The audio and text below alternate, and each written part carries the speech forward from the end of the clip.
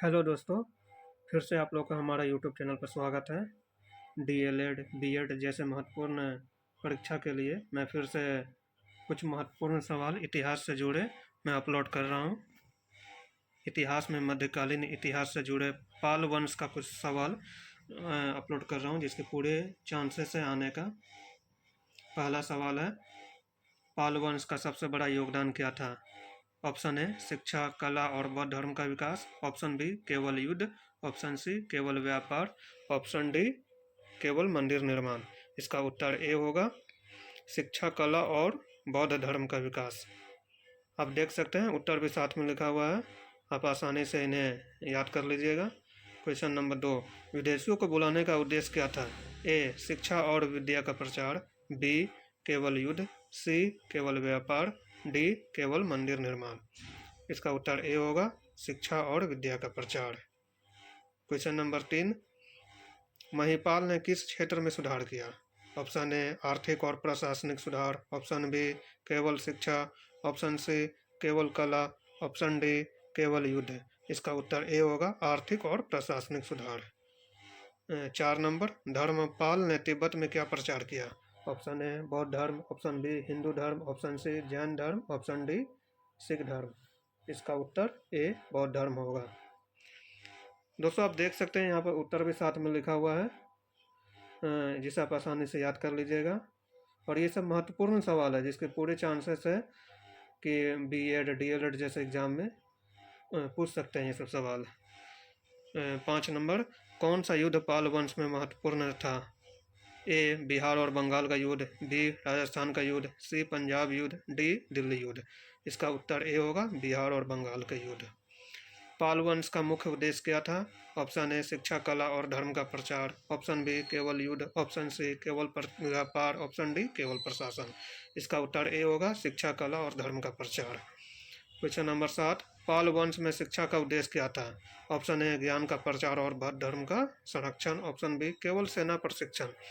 Option C केवल व्यापार। Option D केवल कृषि। इसका उत्तर ए होगा ज्ञान का प्रचार और बौद्ध धर्म का संरक्षण। इसका उत्तर ए होगा ज्ञान का प्रचार और बौद्ध धर्म का संरक्षण। क्वेश्चन नंबर 8, पाल वंश में धर्मपाल का प्रमुख योगदान क्या था? ऑप्शन ए बौद्ध शिक्षा और विश्वविद्यालयों का सुदृढ़ीकरण। ऑप्शन बी केवल युद्ध। ऑप्शन सी केवल व्यापार। ऑप्शन डी केवल मंदिर निर्माण। इसका उत्तर ए होगा बौद्ध शिक्षा और विश्वविद्यालयों का सुदृढ़ीकरण। क्वेश्चन नंबर 9, पाल वंश में कला और मूर्तिकला किसके समय विकसित हुई? Option A Dharmapal. Option B Mahipal. Option C Jaipal. Option D Nandpal. इसका उत्तर ए होगा धर्मपाल।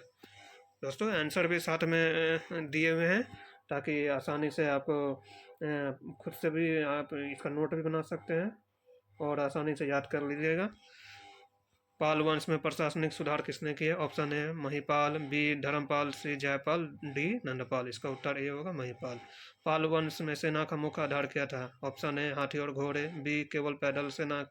सी केवल नाविक सेना। डी केवल घुड़सवार। इसका उत्तर ए होगा हाथी और घोड़े। पाल वंश में शिक्षा और संस्कृति का केंद्र कौन सा था? ए नालंदा और Vikramshila. B Takshashila. C Ujjain. D Kashi. इसका उत्तर ए होगा नालंदा और विक्रमशिला। 13 नंबर में पाल वंश का पतन का मुख्य कारण क्या था? मुस्लिम आक्रमण और सेना शक्ति की कमी। बी आर्थिक पतन। सी प्राकृतिक आपदा। डी आंतरिक संघर्ष। इसका उत्तर ए होगा मुस्लिम आक्रमण और सेना शक्ति की कमी। पाल वंश के दौरान राजभाषा कौन सी थी? ए संस्कृत। बी प्राकृत। सी हिंदी। डी बंगाली। इसका उत्तर ए होगा संस्कृत। पाल वंश के समय विदेशी विद्वानों को बुलाने का कारण क्या था? ऑप्शन ए शिक्षा और विद्या का प्रचार। ऑप्शन बी केवल युद्ध। ऑप्शन सी केवल व्यापार। ऑप्शन डी केवल मंदिर निर्माण। ऑप्शन ए शिक्षा और विद्या का प्रचार। 16 में पाल वंश में धर्मपाल ने किस क्षेत्र में प्रभाव बढ़ाया? ऑप्शन ए बंगाल और Bihar. Option B Uttar Pradesh. Option C Rajasthan. Option D Madhya Pradesh. इसका उत्तर ए होगा बंगाल और बिहार। क्वेश्चन नंबर 17, पाल वंश में प्रमुख धर्म कौन सा था? ऑप्शन ए महायान बौद्ध धर्म। ऑप्शन बी हिंदू धर्म। ऑप्शन सी जैन धर्म। ऑप्शन डी सिख धर्म। इसका उत्तर ए होगा महायान धर्म, बौद्ध धर्म। पाल वंश के दौरान कला के रूप में कौन सा था? ऑप्शन ए चित्रकला और मूर्तिकला, ऑप्शन बी संगीत, ऑप्शन सी नाटक, ऑप्शन डी स्थापत्य कला।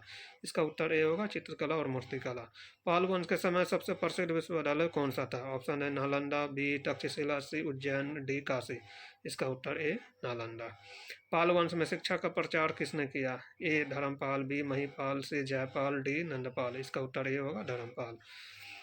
पाल वंश में धर्म और संस्कृति का संरक्षण किसने किया? ए धर्मपाल, बी महिपाल, सी जयपाल, डी नंदपाल। इसका उत्तर होगा धर्मपाल। पाल वंश के दौरान विदेशी संबंध कहाँ बनाए गए? ए तिब्बत, बी चीन, सी जापान, डी नेपाल। इसका उत्तर ए होगा तिब्बत। पाल वंश में शिक्षा का प्रमुख केंद्र कहाँ था?